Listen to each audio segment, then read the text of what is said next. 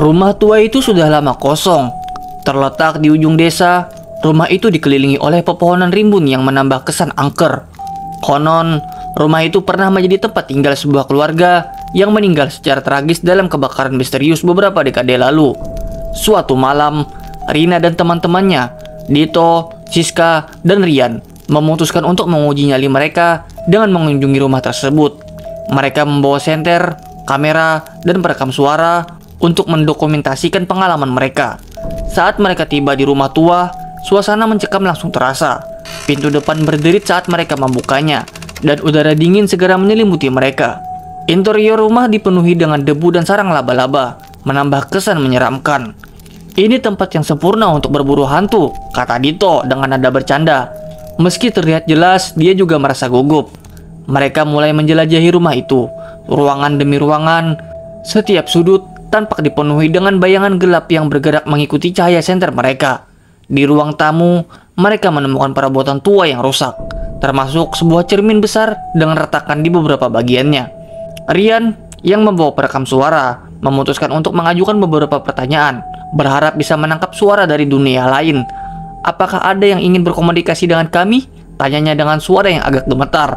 Tiba-tiba, suhu ruangan turun drastis, dan terdengar suara bisikan lembut yang membuat bulu kuduk mereka meremang. "Pergilah!" Bisikan itu terdengar jelas di perekam suara. Mereka saling pandang, ketakutan mulai merayap di wajah mereka. Namun, rasa penasaran mengalahkan ketakutan mereka. Mereka melanjutkan eksplorasi ke lantai atas, di mana mereka menemukan kamar tidur dengan tempat tidur besar yang berantakan. Di sudut kamar, terdapat boneka tua dengan mata yang tampak mengikuti gerakan mereka. Siska, yang paling pemberani di antara mereka, mendekati boneka itu. Saat dia menyentuhnya, terdengar suara langkah kaki berat dari arah koridor. Mereka segera berbalik, namun tidak melihat apa-apa. Hanya ada kegelapan pekat yang menyelimuti.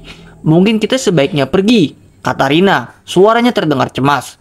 Namun, sebelum mereka bisa bergerak, pintu kamar tiba-tiba menutup dengan keras, mengunci mereka di dalam. Cahaya senter mereka mulai berkelap-kelip, dan bayangan hitam besar muncul di cermin retak, mengambil bentuk seorang wanita dengan wajah yang terbakar dan mata penuh kebencian. "Keluar dari rumahku!" Suara itu menggema di seluruh ruangan. Mereka berteriak dan mencoba membuka pintu, tapi pintu itu tidak bergerak sedikit pun. Hantu wanita itu semakin mendekat, membuat suasana semakin mencengkam. Akhirnya, dalam kepanikan mereka, Rian menendang pintu sekuat tenaga hingga pintu berhasil terbuka. Mereka berlari menuruni tangga dan keluar dari rumah tua itu tanpa menoleh ke belakang. Saat mereka sampai di luar, napas mereka tersengal-sengal dan jantung mereka berdetak kencang. Mereka melihat kembali ke arah rumah tua, dan di jendela lantai atas, mereka melihat bayangan wanita hantu itu menatap mereka dengan tatapan penuh dendam. Malam itu, mereka berjanji tidak akan pernah kembali ke rumah tua itu lagi. Hantu di rumah tua itu telah memberi mereka pelajaran bahwa beberapa tempat memang sebaiknya dibiarkan tetap kosong dan tidak diganggu.